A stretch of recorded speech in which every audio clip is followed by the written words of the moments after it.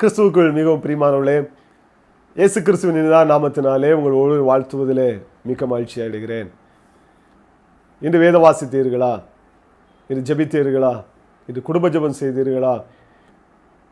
யோசித்து பாருங்கள்.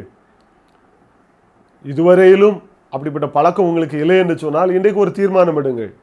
நான் ஒழுங்காய் வேத வாசிப்பேன், ஜெபிப்பேன், குடும்ப ஜெபம் செய்வேன், என் பிள்ளைகளோடு அமர்ந்து கொஞ்ச நேரமாவது ஆண்டவரை குறித்து அவர்களுக்கு சொல்லுவேன் என்கிற அந்த தீர்மானத்தை எடுத்து பாருங்கள். ஆண்டவர் உங்களை மெய்யாகவே ஆசீர்வதிப்பார். இந்த நாளிலும் ஓட்டப்பந்தயம் அது வேகமா விவேகமா என்கிற தலைப்பிலே உங்களோடு சில காரியங்களை பகிர்ந்து கொள்வதிலே நான் மிக்க மகிழ்ச்சியாக இருக்கிறேன்.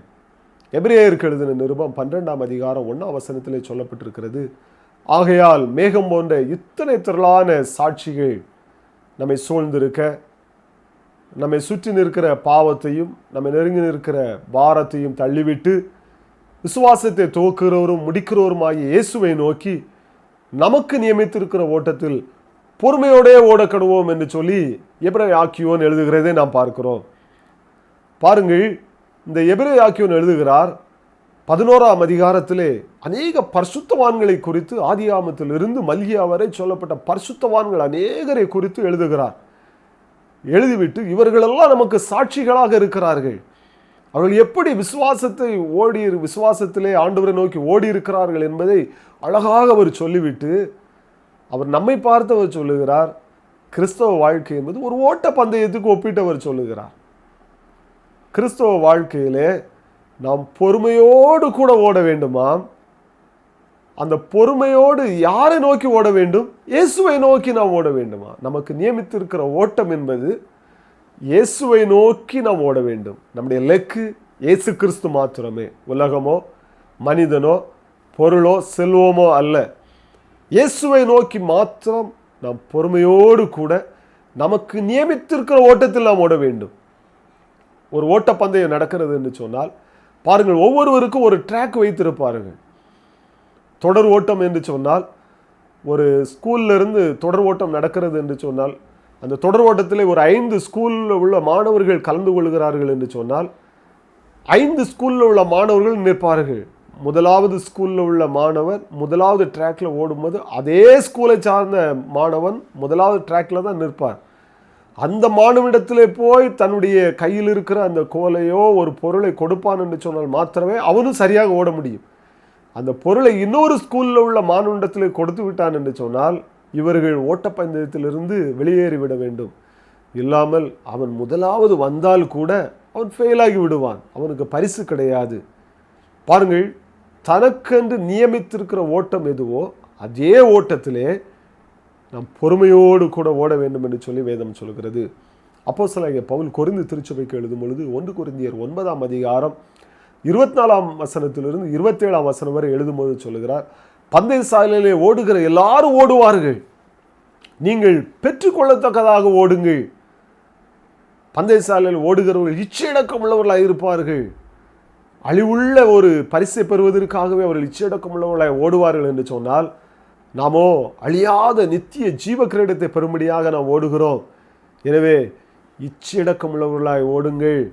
மற்றவர்களுக்கு போதிக்கிற நான் தானே ஆகாதவனாய் போகாதபடிக்கு என் சரீரத்தை ஒடுக்கி கீழ்ப்படுத்துகிறேன் என்று சொல்லி கொரிந்து திருச்சபைக்கு பவுல் எழுதும்போது அவருங்க எழுதுகிறதை நாம் பார்க்கிறோம். பாருங்கள், கிறிஸ்தவ வாழ்க்கை என்பது ஓட்ட பந்தயத்துக்கு அவர் ஒப்பிட்டு எழுதுகிறார். அப்படி ஓடும் பொழுது கிறிஸ்துவை நோக்கி ஓட வேண்டும், இச்சையடக்கம் உள்ளவர்களாகவும் நாம் ஓட வேண்டும் என்று சொல்லி இங்கே பவுல் எழுதுகிறதை நாம் பார்க்கிறோம். பாருங்கள், அதற்கு ஒரு நல்ல ஒரு உதாரணமாக வேதத்திலே நாம் ஒரு காரியத்தை நான் உங்களுக்கு சுட்டி காட்ட விரும்புகிறேன். 2 சாமுவேல் புஸ்தகம் 18ஆம் அதிகாரம் 19ஆம் வசனத்திலிருந்து 30ஆம் வசனம் வரை அங்கு ஒரு சம்பவம் சொல்லப்பட்டிருக்கிறது. தாவீது ராஜாவுக்கு விரோதமாக அப்சலோம் நான் ராஜாவாக மாறப்போகிறேன் என்று சொல்லி அறிவித்து விட்டான். இப்பொழுது தாவீதும் அவனோடு இருந்தவர்களும் வனாந்தரத்துக்கு ஓடிவிட்டார்கள். மீண்டுமாக தாவீதினுடைய வீரர்களுக்கும் அப்சலோமினுடைய வீரர்களுக்கும் யுத்தம் நடந்து கொண்டிருக்கிறது. அப்பொழுது அங்கே யோவாப்பும் அவனுடைய படை வீரர்களுக்கும் எதிரிடையாக அப்சலோம் வந்து கொண்டிருக்கிறார். திடீரென்று அவனுடைய முடி மரத்திலே மாட்டிக்கொள்கிறது. அதை பார்த்து ஒரு வீரன் போய் சொல்லுகிறான். உடனே யோவாப் போய் அவனை அடித்து கொண்டு விடுகிறான். இப்பொழுது யுத்தம் முடிந்து விட்டது. அந்த செய்தியை ராஜாவுக்கு போய் அறிவிக்க வேண்டும். பாருங்கள், அங்கே ஒரு மனிதன் வருகிறான். அகிமாஸ் என்கிற ஒரு மனிதன் யோவாப் ராஜா அந்த படைத்தளபதியின் இடத்திலே வந்து சொல்லுகிறான், ஆண்டவர் நமக்கு வெற்றியை கொடுத்து விட்டார், வெற்றி கிடைத்து விட்டது யுத்தத்திலே என்கிற இந்த செய்தியை நான் போய் ராஜாவின் இடத்தில் போய் சொல்லட்டுமே என்று சொல்லி அவன் சொல்லுகிறான். காரணம், செய்திகளை அறிவிப்பதற்கு என்று சொல்லியே ஆட்களை வைத்திருந்தார்கள். நல்ல ஒரு செய்தி என்று சொன்னால் இந்த அகிமாஸை அங்கே பயன்படுத்துகிறார்கள். இவன் ஓட்டத்திலே பயங்கரமான ஒரு ஓட்ட பந்தய வீரன். இவன் வேகமாக ஓடி போய் ராஜாவுக்கு செய்தி அறிவிப்பான். இவன் நல்ல செய்தி அறிவிக்கிறவன். இன்னொரு மனிதன் இருக்கிறான், கூசி என்கிற மனிதன். அவன் யுத்தத்திலே வெற்றி இல்லாமல் குறைவான ஒரு வெற்றியோ இல்லைன்னு சொன்னால் தோல்வி ஏற்பட்டால் அந்த செய்தியை கொண்டு போகிறவன் கூசி என்கிற ஒரு மனிதன். ரெண்டு பேருமே ஓட்ட பந்தயத்தில் ரொம்ப வேகமாக ஓடுகிறவர்கள். ஆனால் செய்தி என்பது வித்தியாசம். ஒவ்வொருவரும் ஒரு மனிதனை அங்கே உள்ள படைத்தளபதி பார்த்து விட்டான் என்று சொன்னால், காவல் காக்கிறவன் பார்த்து விட்டான் என்று சொன்னால், இந்த மனிதன் வருகிறான் என்றால், அப்படியானால் இவன் வருகிறான் என்றால் அது நல்ல செய்தியாகத்தான் இருக்கும் என்று சொல்லி அங்கே ராஜாவே தீர்மானித்து விடுவான் ஓடுகிற ஓட்டத்தை பார்த்து. அப்படித்தான் இந்த அகிமாஸ் வந்து கேட்கிறான், நான் போய் இந்த நல்ல செய்தியை சொல்லட்டுமே என்று. உடனே யோவாப் சொல்லுகிறான், ராஜாவுடைய மகனாகி அப்சலோம் மரித்திருக்கிறார், இதை போய் நீ நல்ல செய்தி என்று சொல்லி அங்கே போய் சொல்லுவா என்று சொன்னால் ராஜாவுக்கு கோபம் வந்துவிடும். எனவே நீ போக வேண்டாம், நீ இப்பொழுது ஓட வேண்டாம் என்று சொல்லுகிறார். சொல்லிவிட்டு அவர் சொல்லுவார், கூசி என்கிற மனிதனை அழைத்து சொல்லுகிறார், நீ போ, நீ வேகமாக ஓடி போய் தாவீதிடத்தில் போய் சொல்லு, உடைய சத்ருவாகி அப்சலோமை மரித்து போனான், யுத்தம் முடிந்து விட்டது, ஆண்டவர் நமக்கு வெற்றியை கொடுத்து விட்டார் என்று சொல்லி நீ போய் சொல்லு என்று சொல்லி அங்கே கூசி அனுப்புகிறதை பார்க்கிறோம். கூசி ஓடும் பொழுது மீண்டுமாக போய் இந்த அகிமாஸ் என்கிற மனிதன் போய் கேட்கிறான், ஓயாமல் நச்சரித்து கொண்டே இருக்கிறான். யோவாப்பினிடத்தில் போய் நானும் போய் சொல்லட்டும், காரணம் என்னென்னால் ஆண்டவர் தாவீதுடைய சத்ருவை அழித்து விட்டாரே, இது நல்ல செய்தி தானே, நான் ஏன் ஓடக்கூடாது என்று சொல்லி பாருங்கள், யோவாப்பினிடத்தில் போய் நச்சரித்து கொண்டிருந்தவுடன் யோவாப் சொல்லுகிறான், சரி போய்விடு, போ, ஏதாவது ஒரு காரியத்தை செய், ராஜாவிடத்தில் போய் செய்தியை சொல்லு என்று சொன்னவுடன் இவன் வேகமாக ஓடி கூசிக்கு முந்தி போய் ஓடிக்கொண்டே இருக்கிறான். தாவீது அலங்கத்திலே அவன் உட்கார்ந்து கொண்டிருக்கிறான். அங்கே ஜாமம் காண்கிற வீரர்கள் நின்று கொண்டிருக்கிறார்கள். அவர்கள் திடீரென்று சொல்லி பார்க்கிற ஒரு மனிதன் வேகமாக ஓடி வருகிறான். யார் என்று சொல்லி கூர்ந்து பார்க்கும் பொழுது அது அகிமாஸை போல தெரிகிறது என்று சொல்லி தாவீதிடத்திலே சொல்லுகிறார்கள். உடனே தாவீது சொல்ற ஒரு வார்த்தை, அகிமாஸ் வந்தால் அவன் நல்ல செய்தி தான் கொண்டு வருவான், அவன் நல்ல மனிதன், அவனிடத்துல நல்ல செய்தி தான் இருக்கும், அப்போ அவன் வந்தான்னா நல்ல செய்தியா இருக்கும் அப்படின்னு அவனை கூப்பிட்டு சொல்லுகிறான், அகிமாஸே உன்னிடத்தில் என்ன செய்தி இருக்கிறது?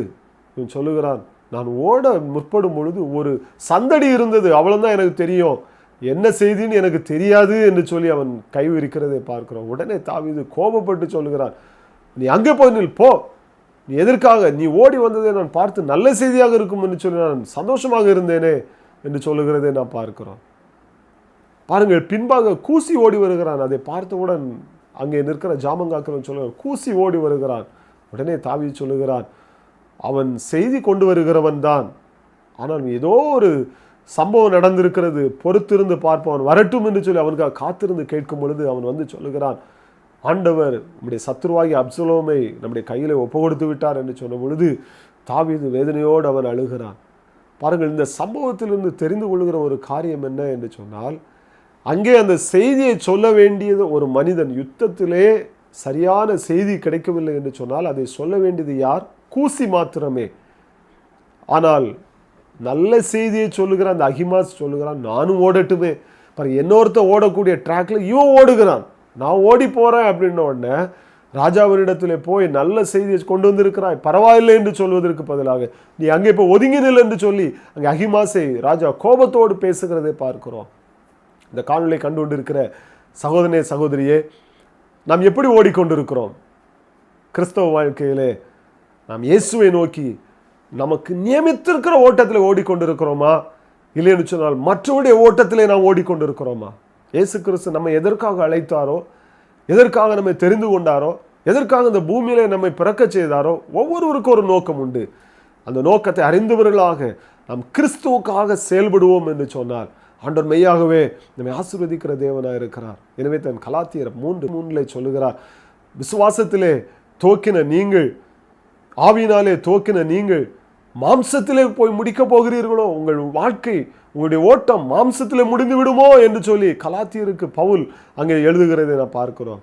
அது மாத்திரமல்ல, மத்தேயு 24ஆம் அதிகாரம் 13ஆம் வசனத்தில் இயேசு கிறிஸ்து சொல்லும்போது சொல்லுகிறார், முடிவு பரியந்த நிலைப்பவனே ரட்சிக்கப்படுவான். எதையோ நான் ஒரு 10 வருஷம் கிறிஸ்துவுக்காக ஓடினேன், அழகாக நான் வாழ்ந்தேன் ஐயா என்று சொல்வது அல்ல.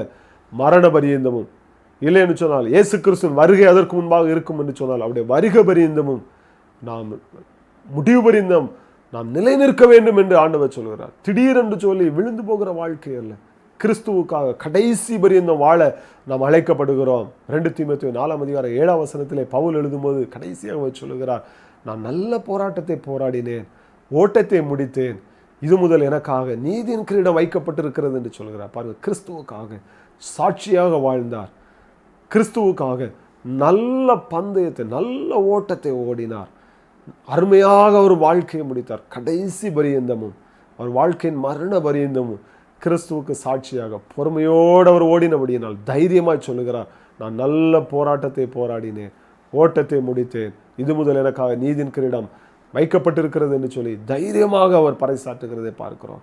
இந்த காணொலியை கண்டுகொண்டு இருக்கிற சகோதரனை, சகோதரியை, வாலிப தம்பி, தங்கச்சி, இயேசு கிறிஸ்துவனை எதற்காக அழைத்தாரோ அந்த நோக்கத்திலே, அந்த ஓட்டத்திலே சரியாக ஓடுகிறீர்களா?